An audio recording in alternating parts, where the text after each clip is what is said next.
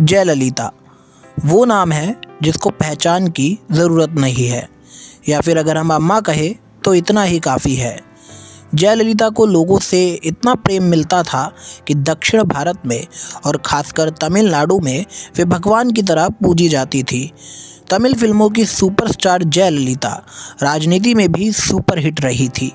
300 से ज़्यादा मूवीज़ देने वाली प्यारी अम्मा राजनीति के करियर में 6 बार तमिलनाडु की मुख्यमंत्री बनी।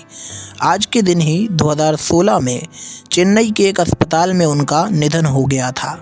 इनके जीवन की बात करें तो जयललिता का जन्म एक तमिल परिवार में 24 फरवरी 1948 में कर्नाटक के मेलूरकोट गांव में हुआ था।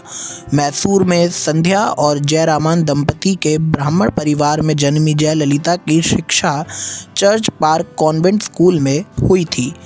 जयललिता ने 15 साल की उम्र में कन्नड़ फिल्मों में काम करना शुरू कर दिया था। इसके बाद उन्होंने तमिल फिल्मों का रुख किया।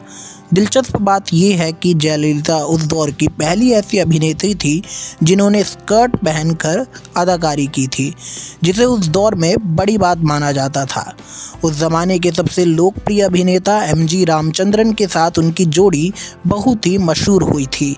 1965 से 1972 के दौर में उन्होंने अधिकतर फिल्में एमजी रामचंद्रन के साथ की।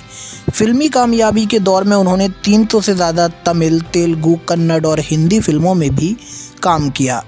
साल 1977 में एमजीआर तमिलनाडु के मुख्यमंत्री बने और जयललिता ने 1982 से सक्रिय राजनीति शुरुआत की। 1984 में एमजीआर ने उन्हें राज्यसभा भेज दिया था।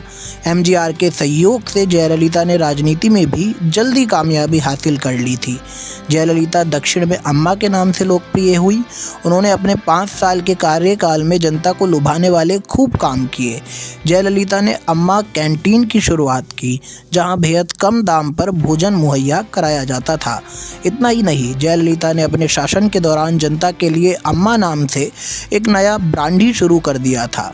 तमिलनाडु में अम्मा मिनरल वाटर, अम्मा सब्जी की दुकान, अम्मा फार्मेसी, यहाँ तक कि अम्मा सीमेंट भी सस्ती कीमत पर बाज़ार में मिलने लगे थे। आप हमें कमेंट करके बताइए आपको जयललिता या फिर अम्मा की ये दिलचस्प कहानी कैसी लगी।